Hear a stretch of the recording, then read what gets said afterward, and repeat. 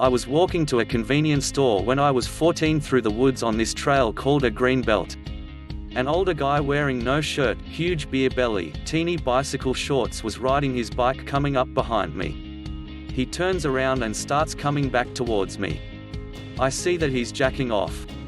Like dick in hand from the bottom of his little shorts.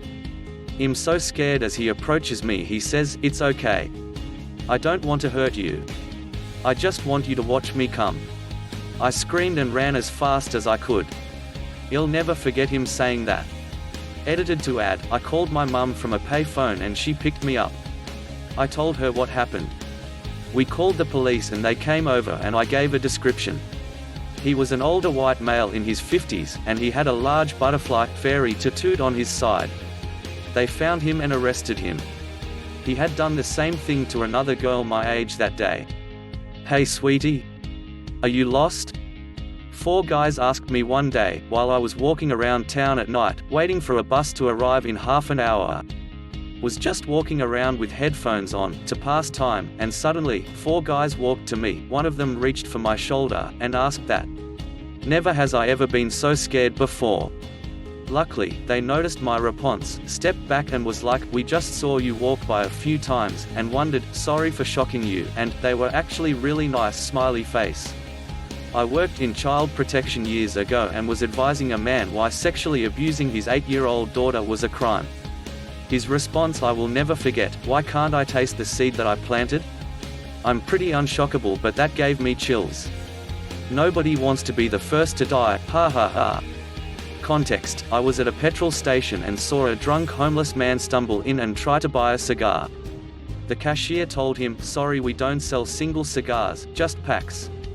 The homeless guy made a guttural noise and slurring every word said, "Give me one cigar," and the cashier again refused. So then he muttered under his breath, "Nobody wants to be the first to die, ha ha ha," in a totally sober sounding voice, no slurring. Then he put his hood up and walked in a straight line right out the door with purpose. "I know exactly where you live, it looks like a nice house." Said by a customer who randomly thought telling me they knew where I lived would spark up a conversation with me. It did not. Luckily the person they were with read my facial expression of "what the actual fuck?" and told them to be quiet. "Your mum told me to pick you up." Mum used to pick me up from school, but she works a busy job and if she couldn't be there, she'd hire a driver to pick me up on super rare occasions, or if a co-worker, friend was able to, they'd pick me up. One day this guy drives up to where I usually wait and tells me he's here to pick me up. I tell him my mum is picking me up. He said she hired him to pick me up and said she told him what I looked like and that I fit the description. I am pretty young at this point, but something didn't sit right, so I ask if I could call mum to confirm. The guy is getting more impatient, saying I should just hurry and get in the car. Mum then rolls in her car right after, and I basically run into her car. I watch as the guy just drives off. "You're a brave lady being out here all by yourself," said to me in the laundry room at my apartment complex right after the light bulb burned out, leaving me in complete darkness with a very creepy dude. I was 20 at the time and terrified. A taxi cab driver during our conversation on my way to work, "You are such a beautiful lady, good thing I know where you live and where you work." I was so shocked that I ended up inventing a story about a boyfriend being in the military. This gay guy, the first straight had GF used to work with, after I turned down his advances for the 20th time, "Fine, I'll just force a few shots down your throat and then I can do whatever I want to you."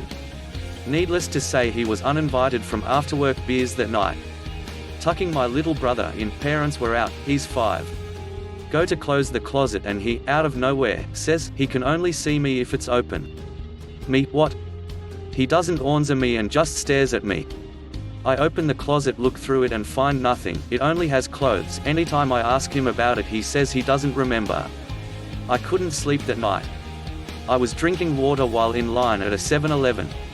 And a shady-ass dude told me I must have really healthy kidneys and they might be worth a lot to the right people.